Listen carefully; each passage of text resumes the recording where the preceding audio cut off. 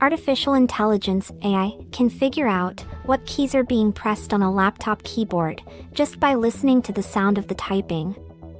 This means that if someone is typing in a password while talking to someone on Zoom, the AI could figure out what the password is. The research was published by the IEEE European Symposium on Security and Privacy Workshops. The researchers tested this by recording sounds from Zoom calls and smartphones placed near keyboards, and then analyzed these sounds using machine learning algorithms. They found that the system was able to figure out which key was being pressed based on the sound.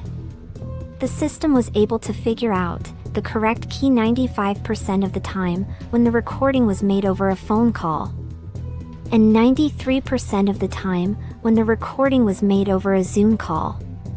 To protect yourself from this type of attack, be careful when typing in passwords on a laptop while talking to someone on Zoom. The researchers suggest using biometric passwords, two-step verification systems, or a combination of upper and lowercase letters, numbers, and symbols to mitigate the risk of such attacks. If you found this video informative, please subscribe to our channel. And don't forget to like and share it with your friends. Thank you for watching.